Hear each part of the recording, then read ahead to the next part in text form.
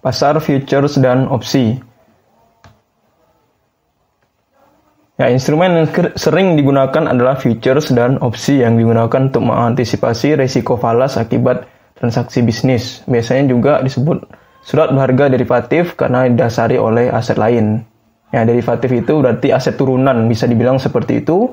Ya, derivatif itu berarti dia ya semacam bawahannya dari saham atau bawahannya dari opsi, bawahannya dari waran atau yang lain-lain sebagainya. Nah, derivatif umumnya untuk melindungi investor dari risiko seperti perusahaan agribisnis dapat melindungi diri dari gejolak harga pangan dunia akibat banjir atau kekeringan dengan membeli kontrak futures. Pemilik saham sering dikhawatirkan dengan harga saham yang menurun sehingga untuk menghindari kerugian mereka membeli opsi untuk menjual saham di tingkat harga yang ditentukan. Nah, maksudnya kontrak futures di sini ya semacam kontrak lindung nilai lah begitu kan. Jadi dia itu sudah sekarang disepakati harganya segini. Nah, ketika nanti transaksi yang realnya itu terjadi, dia menggunakan harga yang pada saat disepakati. Misalnya harga gula gitu kan. Harga gula pada saat disepakati itu adalah 10.000. Ternyata ketika pada saat ya gula itu sudah mulai diproduksi dan sudah mulai beredar di pasaran, itu harganya menjadi 8.000 misalnya atau menjadi 5.000 per kilo. Harganya sedang anjlok, tapi yang dipakai adalah harga yang 10.000. Kenapa ya? Karena pada saat 10.000 itu kan adalah harga kontrak, itulah futures. Jadi dia itu antisipasi transaksi atau kerugian di masa depan itu dengan cara ya melakukan kontrak harga sekarang. Tapi salah satu kekurangannya itu adalah ya kalau misalnya ternyata harga pangan itu melonjak naik pada saat nanti, ya dia rugi. Kenapa? Karena dia itu menggunakan harga 10.000 padahal dia itu bisa dapat 20.000 misalnya pada saat ya nanti transaksi yang sebenarnya. Nah, memang dia pasti ada dua sisi lah ya. Nah, kemudian ya kalau pemilik saham juga begitu ya kurang lebih ya. Jadi dia itu beli sekarang dengan harga sekian. Nah, untuk nanti ya menghindari terjadinya harga saham yang turun ya. Nah, dia itu ya, inilah salah satu pentingnya futures dan opsi. Ya, dia menggunakan kontrak. Nah, makanya di sini ya salah satu caranya itu adalah mengantisipasi risiko falas akibat transaksi bisnis. Ya, kita tidak tahu ya, namanya juga bisnis itu pasti akan ada risikonya, tidak mungkin bisa dienolkan, tapi bisa diminimalisir. Kontrak futures dan forward dasarnya berisi kewajiban untuk memperdagangkan mata uang asing pada tingkat kurs yang ditetapkan hari ini untuk diserahkan di masa depan. Nah, ini juga yang tadi saya bilang ya. Jadi, ya kita kontrak hari ini, kontrak sekarang, ya nanti akan diserahkan di masa depan. Nah, masa depan itu ketika harganya lagi naik atau lagi turun, dia tetap menggunakan harga kontrak. Nah, inilah namanya future price atau forward price. Posisi long adalah beli, short adalah jual. Ya, ini semacam ini ya, makanya dia itu bukan buyer dan seller. Kenapa? Karena dia itu ya, transaksinya itu akan terjadi di masa yang akan datang. Oleh karena itu dia tidak menggunakan istilah buyer atau seller, tapi long atau short. Ya, long itu adalah beli, short adalah jual. Nah, kontrak ini memungkinkan investor dan TNC atau transnational company ya mampu mengelola risiko falasnya. Futures mempunyai ciri penentuan harga setiap hari dan penempatan sejumlah kecil deposito sebagai jaminan. Nah, pembeli dan penjual harus bertemu sehingga diperlukan bursa. Ukuran kontrak dan tanggal penyerahan telah distandarisasi, spekulasi publik yang berkualitas didorong. Nah, jadi di sini dengan adanya kontrak tadi ya, dia pasti harus ada sejumlah kecil deposito, ya jaminannya. Kemudian dia itu harus bertemu bukan on phone atau bukan by phone ya, atau jarak jauh ya, itu agak rumit. Jadi di sini diharapkan ya bertemu secara langsung. Ukuran kontrak ya sudah distandarisasi, sudah ada standar yang ditetapkan. Kemudian ya informasi publik yang akan beredar itu ya diharapkan berkualitas, manfaat, terus juga dia itu ya bebas dari hoax ya, atau bebas dari info-info yang kurang baik. Nah, tujuan utama digunakannya instrumen ini adalah memudahkan antisipasi terhadap risiko perubahan kurs falas. Perbedaan mendasar dari futures dan forward adalah futures leluasa untuk melikuidasi kontrak kapanpun sebelum jatuh tempo dan diperdagangkan di pasar yang terorganisir. Nah, futures itu ya memang dia kontraknya itu di masa sekarang, tapi transaksinya akan di masa mendatang kan. Nah, dia itu salah satu keuntungannya ya tidak harus pada saat mendatang juga, mungkin besok atau mungkin tanggal berapa atau misalnya kapan gitu kan. Nah, jadi pada saat kapanpun dia itu ingin dilikuidasi, ya dia bisa. Nah, itulah salah satu keuntungan dari futures. Ya, pihak yang terlibat dalam pasar falas, ya ini individu lah ya. Nah, individu biasanya untuk kepentingan bisnis dan pribadi seperti ngirim uang ke kerabat ya. Ya, ini sebenarnya sudah pernah dibahas ya. Jadi individu itu ya semacam kepentingan bisnis kecil-kecilan atau misalnya ngirim duit ke keluarganya di negara lain, dia itu sudah menikah atau misalnya sudah punya anak dan tinggal di negara lain, ya dia itu ngirim duitnya, itulah salah satu pihak yang menggunakan falas. Atau mungkin bayar barang impor atau menjual produk untuk diekspor. Ya, tapi dia ini sifatnya individu. Kalau institusi dia itu sudah ya lebih besar lagi dananya. Terus pihak yang terlibat juga lebih banyak ya.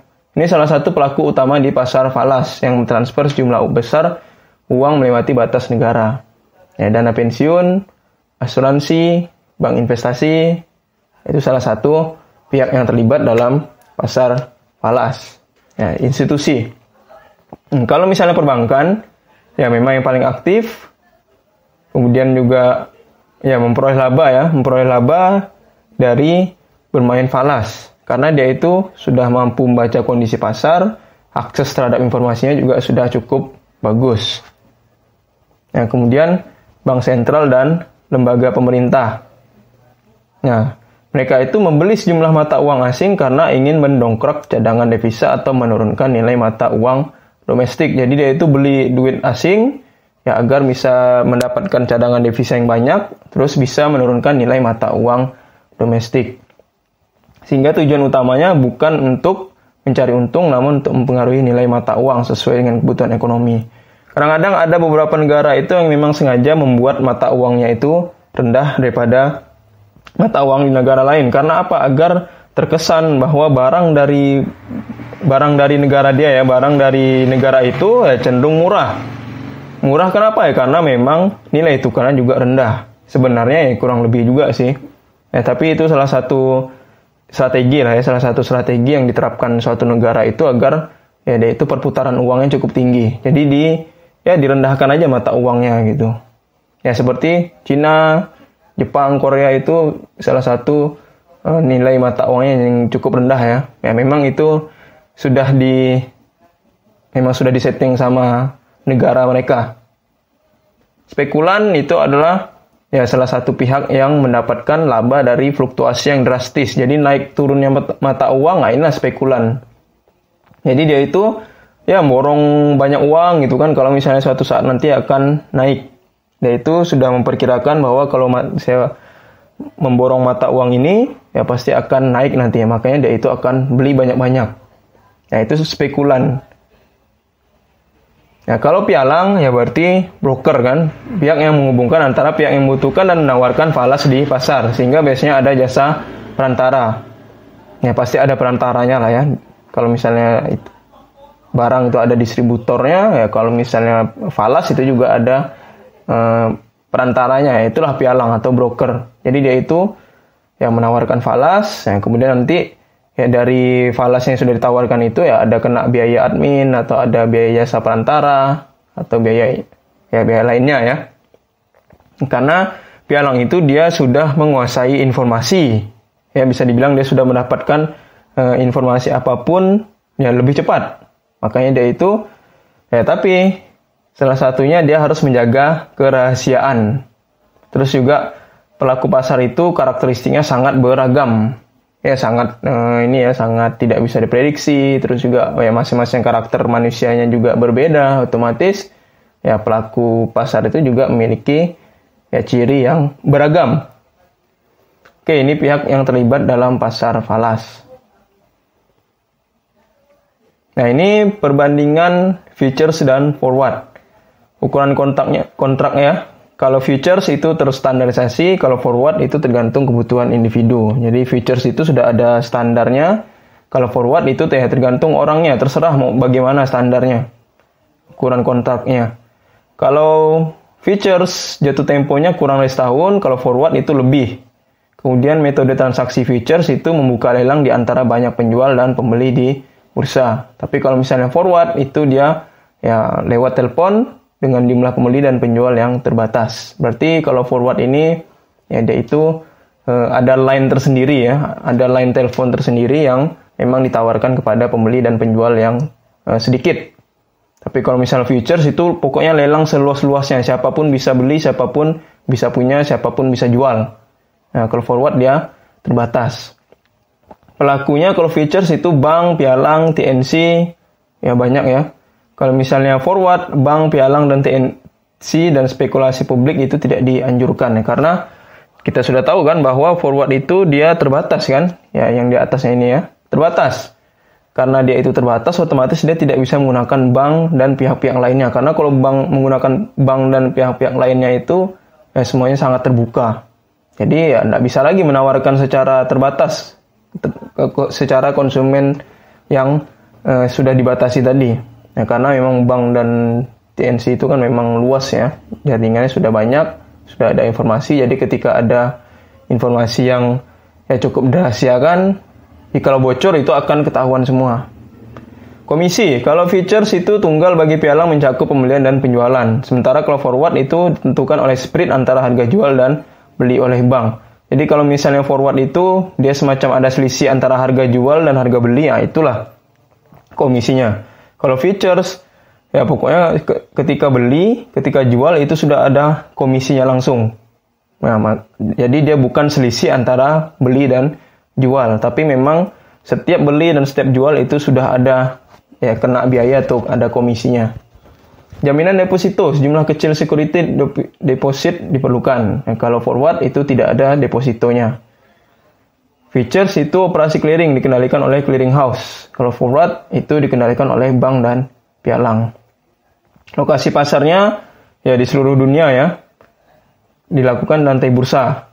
Tapi kalau misalnya forward dia menggunakan telepon ya, karena tadi sudah dibilang bahwa terbatas pembeli dan penjualnya sehingga ya tidak bisa sembarangan ya, hanya beberapa orang saja. Ya, jadi pakai telepon. Tapi kalau futures itu dia harus tatap muka. Nah, kalau jam perdagangan, futures itu dia sampai 24 jam. Tapi kalau misalnya forward, dia pakai line telepon. Jaringannya sudah mendunia. Terus kalau misalnya futures, kontraknya itu tidak ada yang tidak tahu ya. Tidak tahu satu sama lain, sedangkan forward itu dia melakukan kontrak langsung dalam menentukan spesifikasi ya. Berarti dia tahu ya, saling tahu menahu ya.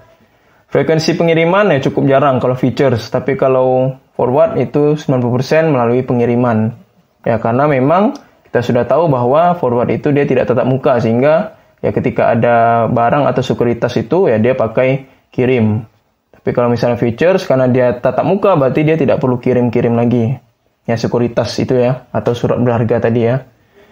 Likuiditas pasar, liquid namun kecil. Ya, kalau misalnya forward, liquid dan relatif besar. Ya, regulasinya, Commodity Futures Trading Commission. Ya, jadi dia memang ada komisi untuk perdagangan tadi. Tapi kalau forward itu dia mengatur sendiri.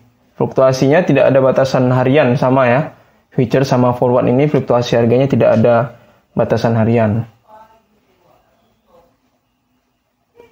Ya, bursa futures itu diperdagangkan dalam pasar yang terorganisir di area yang disebut pit. Pedagang dalam pit mewakili perusahaan bertindak sebagai broker yang berdagang untuk para kliennya. Klien ini mungkin adalah spekulator yang melindungi diri dari pergerakan kurs yang merugikan. Jadi, ya pit itu semacam ini ya. Ya semacam broker juga lah gitu kan. Broker untuk para klien.